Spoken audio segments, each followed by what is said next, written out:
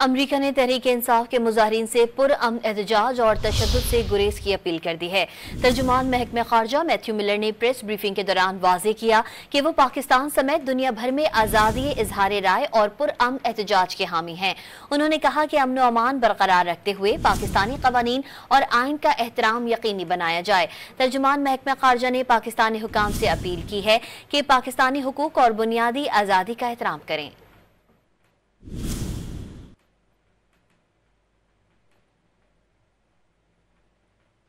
अमरीका ने तहरीक इंसाफ के मुजाहिरीन से पुरअमन एहतजाज और तशद्दुद से गुरेज की अपील कर दी है।